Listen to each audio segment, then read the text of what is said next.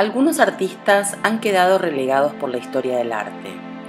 Tal vez porque les tocó compartir época con otros genios que supieron captar la atención del público y la crítica a golpe de destreza, provocación, carisma o escándalo. Esta es la historia de Juan Gris y de por qué considero que El lavabo es una de las piezas más trascendentes del siglo XX. José Victoriano González Pérez, más conocido como Juan Gris, nace en Madrid, España, en 1887. De familia de clase media, comienza a estudiar Bellas Artes, pero con apenas 20 años se muda a París, donde conoce a Pablo Picasso, a Fernand Léger y a Georges Braque.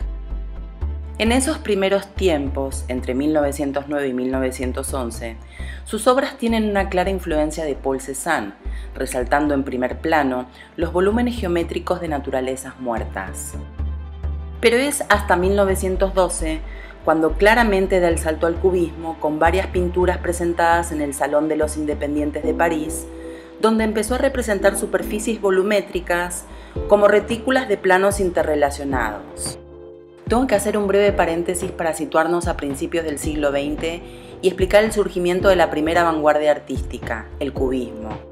Hasta ese momento, el mundo venía acostumbrado a presenciar la representación pictórica como un momento puntual en el tiempo, es decir, el artista se paraba frente al motivo y congelaba ese instante que retrataba. Sin embargo, el cubismo rompe eso, cuando el artista introduce el tiempo como una variable más al contemplar el motivo desde diferentes puntos de vista. Como consecuencia, surge un lenguaje pictórico y estético completamente nuevo, crea una relación entre el observador y la obra de arte.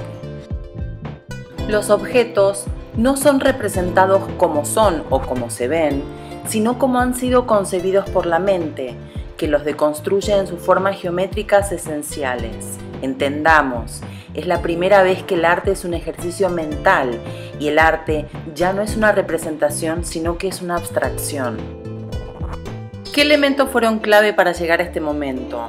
1. La invención del automóvil y el aeroplano, que cambiaron la percepción del tiempo y la distancia.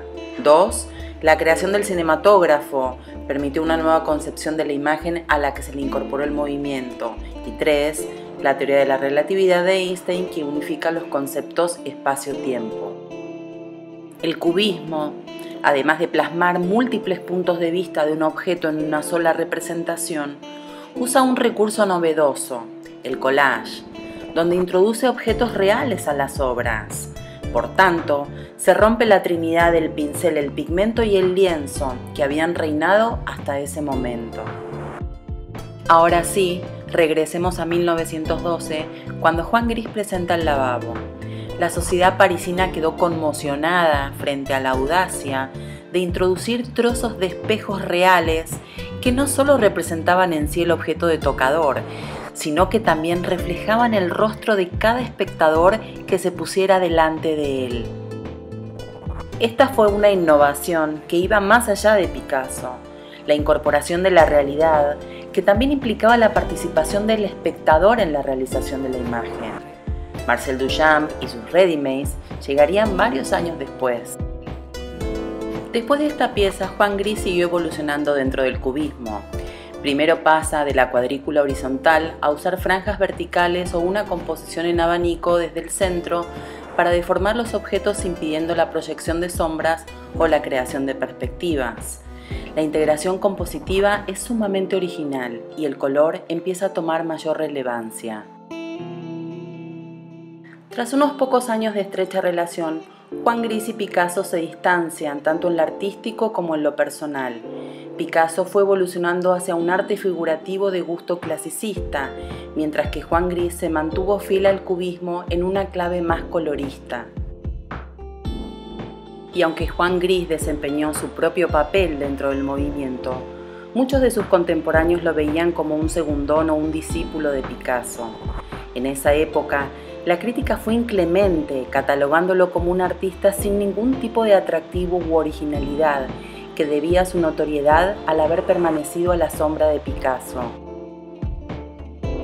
A pesar de que su vida se apagó cuando acababa de cumplir 40 años, las pinturas de Juan Gris constituyen una de las excepciones más lúcidas y brillantes del cubismo, Pocos artistas poseen una obra como la que él dejó, teniendo en cuenta sus penurias económicas, la enfermedad que lo acompañó los últimos 7 años de su vida y la incomprensión que suscitaba entre sus colegas. Ingenuo, pudoroso, obstinado, reservado, complicado y perfeccionista.